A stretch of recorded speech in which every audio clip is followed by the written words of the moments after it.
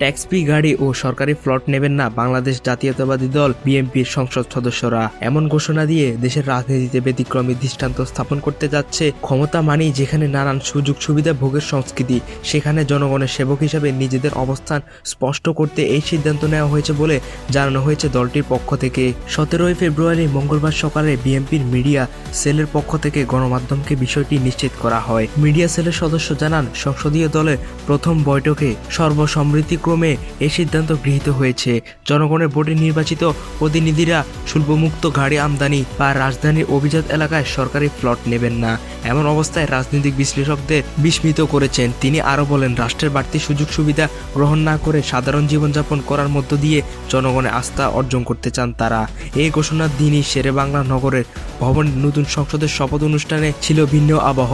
সকাল 11:15টার দিকে প্রথম দফায় বিএনপির নবনির্বাচিত সংসদ সদস্যরা শপথ নেন। সাম্প্রতিক বিশেষ পরিস্থিতির কারণে স্পিকারের পরিবর্তে শপথ বাক্য পাঠ করান প্রধান নির্বাচন কমিশনার। পরে জামায়াত ও 11 দলীয় জোট সদস্যরা সংসদ সদস্য এবং সংবিধান সংস্কার পরিষদের সদস্য হিসেবে শপথ গ্রহণ করেন। পুরো অনুষ্ঠান পরিচালনা করেন সংসদ সচিবালয়ের সচিব। নির্বাচন ফলাফল বিশ্লেষণ করলে দেখা যায় 297টি ঘোষিত আসনের মধ্যে বিএনপি 209টি আসনে জয় পেয়ে একক সংখ্যাগরিষ্ঠতা অর্জন করেছে, দ্বিতীয় সর্বোচ্চ আসন পেয়েছে। এই ছাড়া 6টি এবং স্বতন্ত্র প্রার্থীরা 7টি আসনে জয়ী হয়েছেন। আইনি জটিলতার কারণে চট্টগ্রাম 2টি আসনের ফল ঘোষণা সম্ভব হয়নি। ভোটের হিসাব অনুযায়ী ধানের শীষ প্রতীকে বিএনপি প্রায় 49.97% ভোট পেয়েছে, আর দাঁড়িপাল্লা প্রতীকে জামায়াত পেয়েছে 31.76%। মোট 50টি রাজনৈতিক দল ও 274 জন স্বতন্ত্র প্রার্থী এই নির্বাচনে অংশ নেন।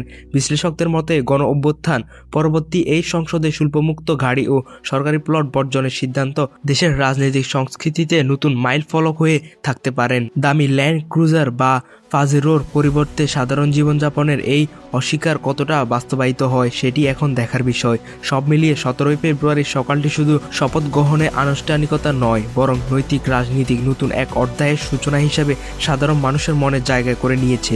এখন প্রশ্ন, এই ঘোষণা কি অন্য রাজনৈতিক দলগুলোর জন্য অনুপ্রেরণা হয়ে উঠবে?